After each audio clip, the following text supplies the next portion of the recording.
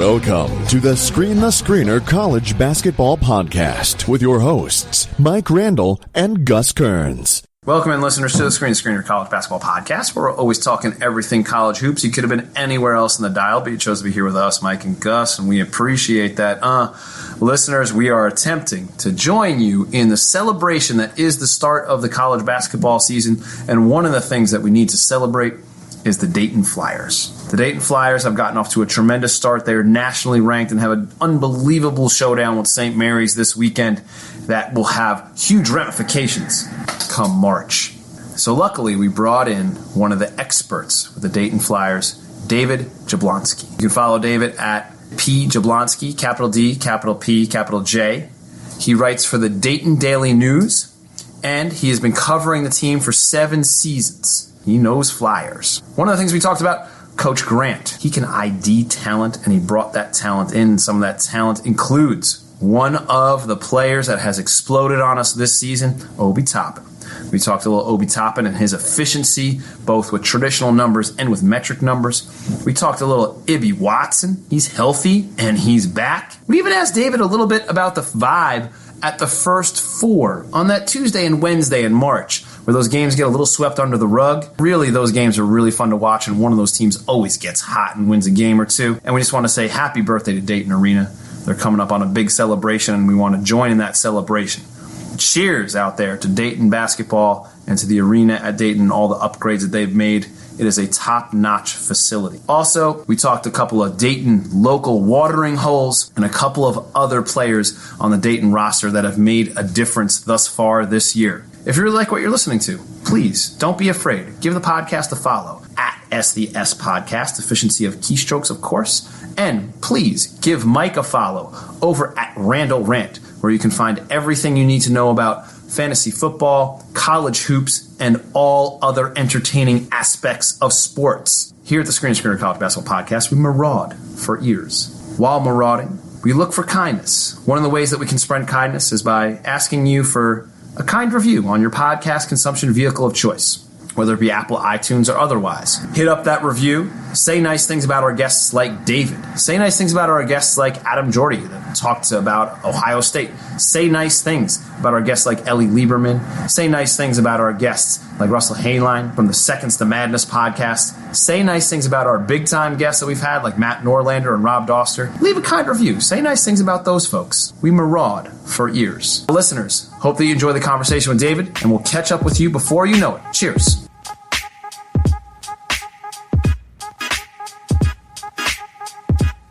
Welcome in, listeners, to the Screen the Screener College Basketball Podcast. We're always talking everything college hoops. And one of the top teams that we've seen this season thus far is your Dayton Flyers. So to talk a little Dayton Flyers, we brought in David Jablonski from the Dayton Daily News. You can follow his work over the dailydaytonnews.com, and you can give him a follow on Twitter at David B.P. Jablonski, capital D, capital P, and capital J for Jablonski. David, thank you for giving the podcast a little time. We've been following the Flyers for a while here. We're very excited for their start. Give us a little profile. What's the vibe over there? I think everybody's excited. There's a lot of preseason hype. One down year, well, basically 2 rebuilding years. They did make the NIT last year, and there was some success there, but not the level they had in the last 4 years of the Archie Miller era when everybody got spoiled a little bit, hearing their names on Selection Sunday every year, winning 20-plus games. That Elite 8 run back in 2014 really set the bar high for a very hungry fan base, one of the best fan bases in the country, 30 in attendance every year, no matter what the team is doing. So these are fans who want a winner every year. The losing season in Anthony Grant's first season was just a shot, reality check, and really a setback. And then last year was a little bit better. But this is the year they've been waiting for, year 3. Archie took the Flyers to the Elite 8 in year 3, and Anthony Grant has them flying high right now in year 3. A long way to go, but they're off to a good start. So everybody's very excited and still a little bit cautiously optimistic, I would say. They know that this team still has some of its biggest games ahead of it. I understand the honesty of the fan base there, where they can get a little hyped up, but also showing a little bit of reservation. And look, we were way in on that Scoochie Smith, Kendall Pollard, Dyshawn Pierre team. We were very in on them and loved following them at that point. So give us a little scouting report, because you guys have a big game this weekend. What is the vibe currently going into the huge showdown with St. Mary's, who is formerly ranked? This could play a big role as far as Selection Sunday goes, 100 days from now, because we're only 100 days or so away from Selection Sunday. So, David, give the listeners a little feel, like what's the scouting report, or what's the feel going into the showdown with St. Mary's? It's a huge game for Dayton for sure. St. Mary's too. These teams, don't get many opportunities like this to play other NCAA caliber teams. Dayton really has just 5 of them this year. They've already played 3 of them in the Maui Invitational, and they have one more after St. Mary's, Colorado, also on a neutral court in Chicago. On December 21st. So all 5 of their big games are away from UD Arena. They just cannot get anybody to come play them at home this year. Their best opponents at home are Drake, Indiana State, middle of the pack teams, are not going to get you to the NCAA tournament, so they have to win these games. So there's a lot of pressure on the Flyers Sunday, and I'm sure on the Gales too. They played twice in recent years. The last year of the Archie Miller era, St. Mary's came to Dayton and beat the Flyers.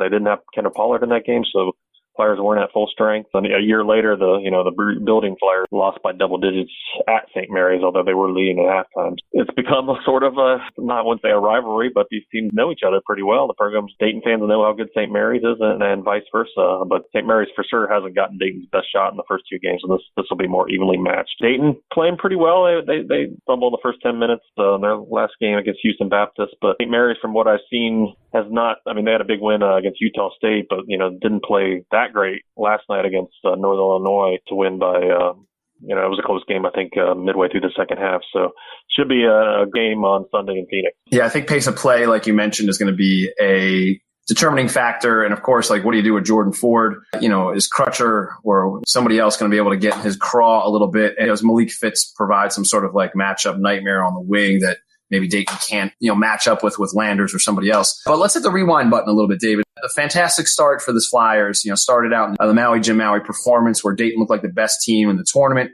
Talk about how the Flyers executed out on the island and what allowed them to be an OT period away from winning the whole darn thing out there. Well, it always comes down to just how good their offense is. They're leading the country in a couple of categories right now. Field goal percentage, assists per game, effective field goal percentage, 2-point field goal percentage. They were doing all that they've done all season out in Maui, but the defense took it up a notch, at least in the first 2 games against Georgia and then against Virginia Tech. And it wasn't surprising that they beat those teams, but beat them good and were never really challenged. Didn't let them make a run in the second half that you would have expected from Georgia, which did make a run the next day against Michigan State from way down to make that game interesting. Virginia Tech, which the day earlier had beaten Michigan State, just was never in that game. Big time at halftime and bigger in the second half. So that was the biggest surprise. The defense was much better than it has been in the last 2 years in those 2 games. And against Kansas, it had its moments. Sure, Dayton's offense sort of kept them in that game though, and they just had no answer down the stretch for the big man and the 2. Those guys just killed the Flyers, and still, they were right there, took it to overtime, and had a chance to upset the Jayhawks. Let's just talk about some of the holdovers, right, from that Scoochie Smith squad. Trey Landers and Ryan McSell were freshmen on that team. And they got pushed around in practice, and now they're the leaders of this edition of the Flyers. David, tell the listeners a bit about what makes those 2 leaders really special on the court, but maybe more importantly, their value in the locker room, on the practice floor, and in the classroom as student athletes for Dayton.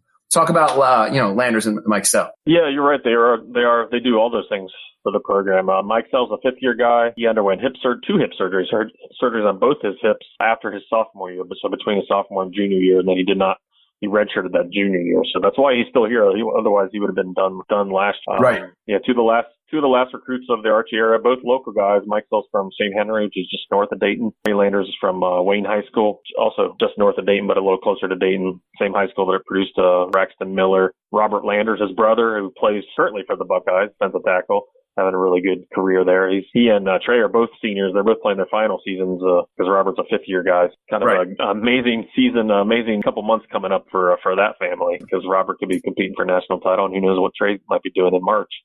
So yeah, they're both very important leaders, guys, and not just that, but playing really well on the court too right now. Trey Landers is shooting at a very efficient scorer. He doesn't have to score 15, 20 points a game, although he had 16 the other night. He's just going to do it all. Gets to the hoop, doesn't, as he told me the other day, plays to his strengths, doesn't shoot a lot of threes. Mikesell can do a little bit of everything, though. He shoots a 3, takes it inside, can guard some big men, 7. 2 very important guys, both starting and both trying to cap their careers with a big season. Seems that way. And you mentioned Mikesell's offensive versatility. He can do a number of different things. Of course, Landers is like one of those like throwback guys like Pollard, where he might play a little undersized four and small ball, but really gets the job done and does it with effort and in grit and intensity. One of the reasons, David, we love this year's Dayton squad is the dual lead guard situation that exists with big shot maker Jared Crutcher and the Phantom of the Opera, Rodney Chapman. They played so well together. They're thieves on the defensive end. How appealing is it to have the luxury of two high-end lead guards? And what a pain in the tuchus it is for opposing coaching staffs to figure this out, huh?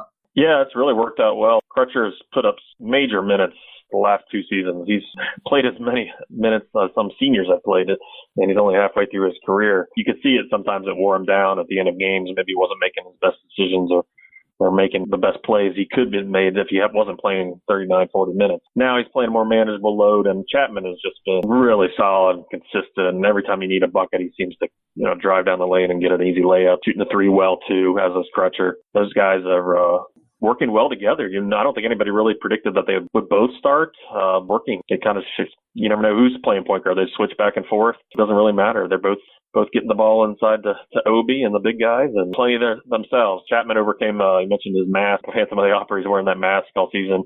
He suffered an eye injury. Like the first day of practice and the first time they had everybody together in June, he got an elbow from one of the team's only freshmen and, fractured his eye socket and really missed almost the whole summer as far as practicing with the team. And he's still wearing the mask. His mom wants him to wear it. I don't think he really has to have it on, but makes her feel safe. So keep doing that, and it doesn't bother him anymore. So, yeah, it's a good tandem to have. If Chapman is listening to his mom about wearing the mask, I kind of like that aspect. I like that angle. If he's going to be that attentive of a listener, he's going to be an attentive listener in the huddle as well to Coach Grant. And speaking of Coach Grant, he makes the decisions for this Flyers team. He's been making all the correct ones thus far this season after stops at VCU, Alabama, and on the NBA bench. He's now at Dayton. What are some of the characteristics that help Coach Grant make so many correct decisions on the sidelines with this particular roster that the Flyers hold right now? Well, I think it comes down to recruiting. Started, in his first month on the job, he got Jalen Crutcher, very first recruit, he and his staff, and I don't know how much of a staff they had at that point. Very first guy they got in, and maybe 10 days later, less than 2 weeks later, they got Obi Toppin. And those guys were both on campus within, a couple weeks that spring. So those two are the foundation of this team, and they're great friends, great relationship on and off the court, great chemistry between those two. I saw a picture of their moms hanging out in Maui together. Obi's mom was everywhere. She went to see his brother plays for Rhode Island, is having a pretty good freshman year. She went all the way to Jamaica to see Jacob, the youngest son, play, and then flew straight to Maui and just made it in time for the second game out there. That was a little tangent, but Grant, got the right guys together, and it took him, into season 3. Really kind of sacrificed last season the real potential of that team by adding 4 guys who couldn't play last year. They left the 4 transfers on the bench, with the hopes that this season would make up for what happened last year. They certainly could have been better if they'd added a grad transfer, another freshman who could have contributed, but they got these 4 standout transfers from Power 5 programs. So if this season turns out to be everything they think it can be, I think it was definitely worth it to make those decisions and add those transfers. Really comes down to recruiting for him, and he's definitely developing a reputation for building great offenses, where I think maybe his past reputation used to be great defenses when he was at VCU. Yeah, still a lot. The jury's still out because he's still got to do it at the end of the season, and in March he's got to win, an A10 title and get to the NCAA tournament, but he's certainly on his way to doing that this year. Seems like that might be the pathway this particular season, especially with the roster and the season start thus far. And it's funny you mentioned the cross-section of his coaching acumen. At VCU, they're going to, go defense first, a little pressure, a little havoc, a little run and jump. And then, of course, when he was on the bench for OKC, they had tons of talent, whether it be Westbrook or Durant or otherwise, that you could run a whole bunch of different sets for. So, yeah, the cross-section of his defensive background, but then also his NBA offensive mindset, I think that's really paid dividends. And one of the guys that's paid dividends for, David, is the star that you have on your team in Obi Toppin. The dude is putting up just insane traditional numbers thus far. 22-plus points, 8.6 boards, about a block a game, about a steal per game. He's staying out of foul trouble for the most part. He's hitting threes in the first half and then chin-up dunking on everybody with NBA-ish spin moves in the second. But Toppin isn't just balling out on the court. He's balling out metric-wise as well. The metric watchers love him. His PER is 36.8. That's like Brandon Clark range from Gonzaga last year, good for third in the nation. His effective field goal percentage is sitting at an insane 72%. That's eighth in the nation. Plus minus on the offensive end, box is almost 10. That's good for eighth in the nation. It seems like Dayton does an okay job with player development in their coaching staff, right, David? If Toppin is balling out this well? Yeah, you have to give them a lot of credit. I mean, remember, he sat out a whole season, got to Dayton as a redshirt, so he's been on campus now. This is his third season. Basically the age of a senior, because he also went to a year of prep school. You know, he's his second season on the court, but he is definitely an older guy. You can tell with his body how much progress he's made. And he's the rare guy who's just totally surpassed all the hype, and there was a lot of hype. Everybody said great things about him during his redshirt year, just how excited he was on the bench as a cheerleader for the rest of his team, what he did in practice, how hard he played. And then the hype really took off for his first season on the court. Summer, there was a video of him playing with some NBA players back in New York City. He's from Brooklyn and went to high school just north of the city. And everybody was like, well, okay, yeah, that's cool and all, but let's see what he can do as the game starts. And he was even better than everybody expected last year. First team all A10, first guy to do that as a freshman since Lamar Odom for Rhode Island 20 years before. A10 freshman of the year. Dayton had never had an A10 freshman of the year. Strangely, Dayton has never had an A10 player of the year in all the years, and he certainly is the leading candidate to break that drought as well. May only spend 2 years here, and I would expect that. I mean, 2 years on the court at least, based on all the draft stuff I'm seeing, but he could go down as one of the great Flyers in just 2 years based on all the numbers he's putting up. He's been unbelievable this season. The offensive skill set that he's been putting on display, whether it be draining stuff from three, showing a bit of guard skills. And he's one of those guys, David, that was a late grower, I guess a late blossomer, where he was, a guard in high school and had all these guard skills. And then, he explodes into this 6'9"-ish body with this unbelievable wingspan and all these athletic gifts that he owns. And he's retained a number of those guard skills in that bigger body.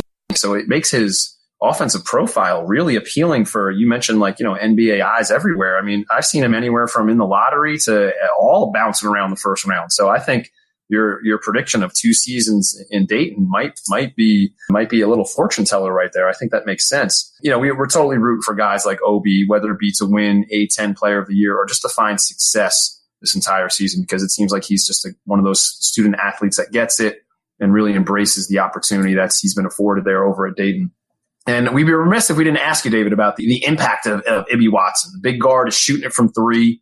He's got size to defend multiple positions. Speak to the value of having a student athlete like Watson coming off the bench. He's been great so far, and he's been great on both ends of the floor. So what does Watson bring to the table, change once he comes off the bench for the Flyers? Well, his biggest contribution so far, you're right, he does it on both ends, but the three-point shooting has been just what everybody predicted. I talked to returning players during the summer about what Watson would bring to the team. They all said he was a lights-out shooter, and he has been that, shooting.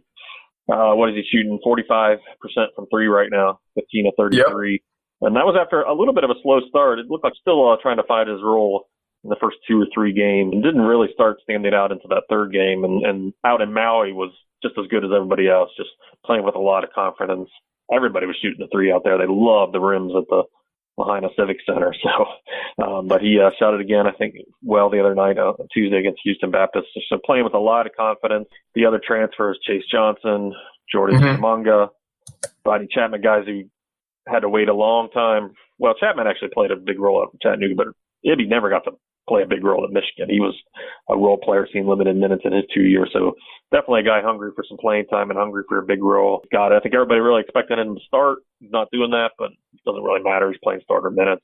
Play even more minutes, gains confidence. He missed a lot of time in the preseason with a foot injury, and told me the other day that he's just finally, feeling 100%, showing off his old hops, especially with that dunk against Virginia Tech, the end of the half, little putback dunk. That really showed you what he can do. He's a kind of a high flyer. He can do more than just shoots three. He seems like a really interesting player. And if you're going to bring, if you're the Dayton Flyers and you're going to bring a player like that off the bench, I think that speaks the type of talent that you're putting out there, not only on your starting lineup, but on your roster overall. David, my co-host Mike Randlin and I talked a few pods back, and I felt like we spent like half of our podcast, half of the airtime on the A10 and A10 teams. This league is loaded this year. VCU, Davidson are going to be great. Break it down for us. How many teams does the league hope to advance to the big dance in March? And maybe who's an A10 team, aside from Dayton, that's built to make some noise the rest of the season and maybe beyond in the postseason that might surprise some people? Well, they've been a three-bid league for a while. even ever the last couple of years, it's looked like they would get sometimes just one team in, but they've managed to get 2 or 3. It's been a long time since they got much more than that. The year Dayton went to the Elite Eight, they had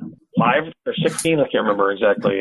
They really slipped last year, especially in the KenPom conference rankings, even below the MAC. But they're back this season, a little bit back to where they're used to being. But VCU obviously is the preseason favorite. Had a big win over LSU. 2 really tough losses in the tournament last week, at the buzzer to Tennessee, a ranked team. They and Dayton are looking like the top of the class right now. Davidson was supposed to be the third, one of the top 3 teams, but they have really struggled. What to make of them? They do have a couple guys who should be among the best players in the conference, and Kellen Grady and John Axel. Whatever reason, not happening right now. They're 3-5, and have lost to some good teams. Auburn, Wake Forest, but they also lost to Charlotte, so they're going to have to get it together to compete in the A10. I don't know if their tournament chances might be already dead, but based on those results, I don't know. They're a definite head scratcher. I'm with you on that. But VCU, I feel like, has played really well out of the gate. Where else were you going to go? Sorry. Richmond has played really well.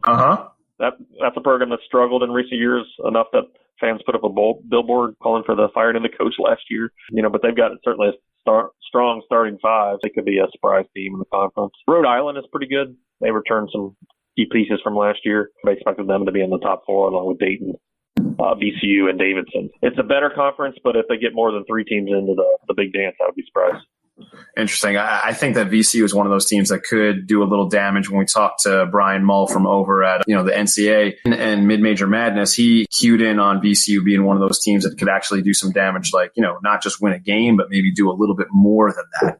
All right, David, do us a favor. Since you're on location, can you provide the listeners what the vibe is at Dayton for that first 4 on that Tuesday and that Wednesday of the NCAA tournament? Sometimes those games get swept under the rug, but there's so much excitement and there's so much opportunity. And one of those teams always gets hot and wins a game or 2 and makes some noise in the tournament. So what's the vibe at the first 4 in Dayton? It's such a great part of the tournament now that they've included on Tuesday and Wednesday. There's just a lot of pride around Dayton, not only at UD, but in the community. Having hosted the event for so many years now and hosted so many NCAA tournament games. I mean, no arena can come close to matching how many total NCAA tournament games Dayton has hosted now. I don't know what the number is now, 125, 129, something like that. I think an arena in Kansas is second, but it's a big gap now because they just keep hosting these games every year, and their first 4 games, but they do count, and they fill the arena for the most part. It's just like during the season,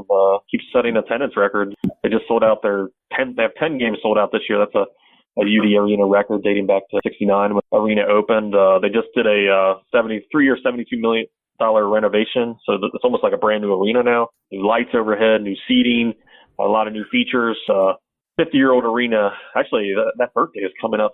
What is today? December 6th. I think 3 days from now is the 50th birthday of UD Arena. The first 4 is just as much about the arena and the history as anything, and they take great pride in putting on a good show and making a big production out of it. Well, happy birthday and happy anniversary to the arena. That sounds incredible. Thanks for giving us a little feel. I think that's exactly what we were looking for. Yeah, I almost forgot about that. Thanks for the reminder. Yeah, no problem. All right, many thanks, David. We'll get you out of here on usual final 4 questions. Tunes. What's on the playlist as of late? What have you been listening to while pumping out some content for the Dayton Daily News? And what have you enjoyed listening to lately? I listen to mostly podcasts these days. Are we talking about podcasts? Oh, either one. Whatever's in your earbuds. Yeah. I'm still probably a kid of the 90s at heart, so a lot of Counting Crows and stuff like that on Amazon Prime or whatever. I need to definitely do better at discovering new music, but I have a 16-month-old at home, so everything is kind of on hold in that regard. I'm lucky to be able to watch TV shows. So most of the entertainment I get is what driving to and from Dayton, because I live in Columbus where my wife works. Podcasts are for sure the thing. I'm lucky to live in the age of podcasts. I have to do all that driving. So well, I'll definitely be listening to yours a bit more after doing this podcast. So. That sounds great. Thank you, David. We're thankful for the ears. All right, I got a suggestion for you and a local band for you. Why don't you try out Camp? CAAMP. Camp, very Counting Crow-ish, and I think you'll like them. And they're from your neck of the woods, so to speak. All right, trust. Yeah. David, who's one player you blindly trust with the game on the line to have huge success this season, whether it be from Dayton, A10, all over the nation or otherwise? Who's one player that you came across so far this season that you're like, I want that guy with the game on the line? I mean, well, if it's Dayton, it's got to be Toppin. I mean, he shoots such a high percentage. Oh, Get him a good look near the basket. Get in the ball. You want your best player with the ball in his hands. But the most dominant guy I've seen is, I'm going to regret saying his name wrong, but Azubuike, Kansas, the big man, the 7-foot center. Did I say it right, or was I even close to it? You nailed it. You got it. Okay, good. Because I could probably spell it because I'm a writer, but I don't have to usually pronounce guys' names correctly, so I don't try that hard. He killed Dayton. They just had no answer for him. But, tried a couple different things. He just made everything. And the Dotson guy I mentioned earlier was also just as good in that game. So, yeah, those guys are good, and there's a reason Kansas is number 2. Udoka is a mass of a person. I don't know if many other teams can match his just overall mass. All right, how about taste? Any quality craft beer out there in Dayton that we need to keep an eye out for? Anything that really caught your taste buds lately? Well, now you've hit a topic that I know a lot about as opposed to music. There we go. Yeah, Dayton's become a great beer city. Really, it's not anything special these days because Ohio and really all over the country, craft beer is taking off so well. I mentioned I live in Columbus, and there's just brewery in every neighborhood, if not 2 or 3 in every neighborhood. So, yeah, I remember the day when it was a kind of a cool thing to go to the craft breweries, but now they're everywhere, so it's not as special, but it's still pretty fun. Dayton, big ones right downtown. You got the Dayton Beer Company, Eudora. Hopefully I'm not going to leave out a lot of them. Toxic. Man, so many good ones. Nice. If you're traveling, then check out Dayton Beer Company, check out Eudora, and then check out Toxic. Yeah. And then Dave, we'll get you out of there on this one. Travels. What game are you totally looking forward to road tripping to this season that you're totally looking forward to taking in, whether it be for the road trip itself or the game? Let's see. This is my 7th season covering the team, and I go to every game. It's not quite as exciting to go to all the A10 cities as it used to be. I have tourist spots, I think, after all these years. But it is a great conference to cover if you're a beat writer because you get to go to Philadelphia. Richmond is a fun city to go to. You get to go to New York City. Kingston, Rhode Island. Kingston media, the Rhode Island media always treat me well up there. Take me out for beers after the game. Probably the A10 tournament in Brooklyn, the Barclays Center, is the thing I'm most looking forward to this year. That's always a fun thing, especially if you get to stay for a couple days. Spending 4 nights, I think, in Philly this year because they have 2 games in 4 days, and I'm taking the wife and kids, so that'll be a little bit of adventure, different than usual. So, yeah, it's a great conference to cover if you like traveling. Well, safe travels with the family. That sounds like an exciting adventure. And when you head out to Brooklyn, you might want to hit Other Half. That sounds like one of the breweries that you might need to pay attention to if you get out there and have a little time. Not sure if I've been to that one. I've been to a few over there, but all right, cool. David, thank you so much. Thank you very much for breaking down the Flyers for us. The Flyers find continued success during the A10 season and beyond in March, hopefully. We just want to say thanks for a little bit of time, and thanks for hopping on the podcast. All right. Well, thank you. Enjoy the season. Cheers. Salacha. Grazie. Arigato, everybody out there.